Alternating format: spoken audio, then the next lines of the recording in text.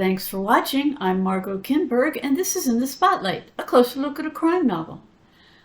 Novels that explore psychology can be absolutely fascinating because they give us an insight into the way people can think and why we think as we do. Let's take a closer look at a different sort of psychological crime novel today and turn the spotlight on Oyinkan Braithwaite's My Sister the Serial Killer. As the story begins, Korede Abebe gets a call from her sister Ayoola. It seems that Ayoola has killed her current boyfriend Femi and needs Korede's help to get rid of the body and clean up.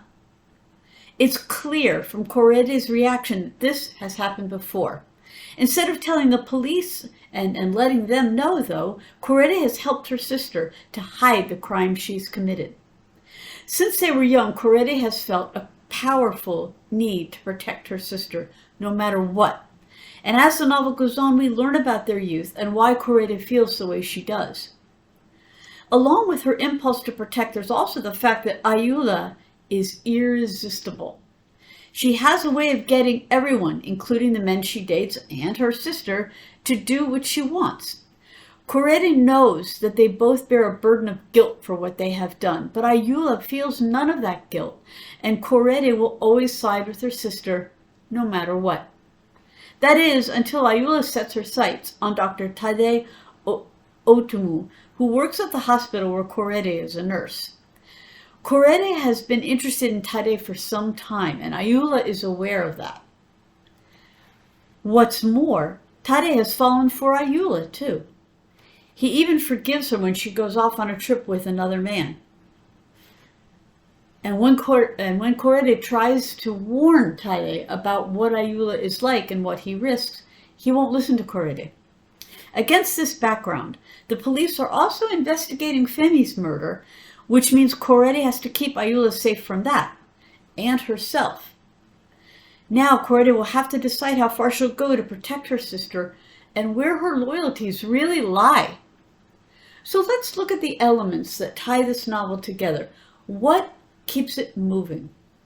This is a darkly comic novel in its way, and it doesn't have what you'd call a happy ending. There are interesting questions raised, too. Is Ayoola psychopathic? What does all this say about Korede's mental health? Since the story is told from Korede's perspective, first person, present tense.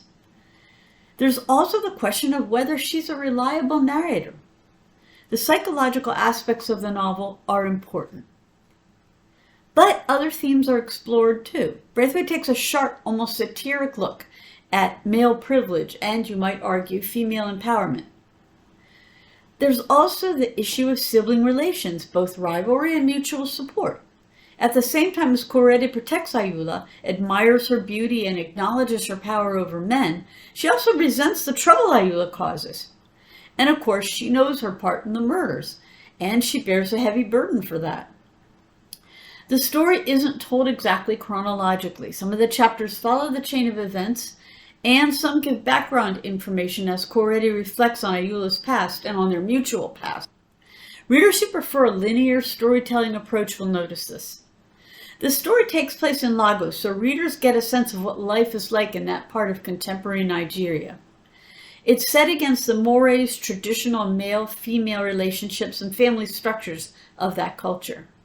My Sister the Serial Killer is a psychological novel that uses dark wit and a distinctive voice to tell the story of two sisters whose bond is sealed by murder, among other things. It features a solid Lagos setting, an unusual story structure, and some interesting larger questions. This has been In the Spotlight. I'm Margot Kinberg. Thanks for watching.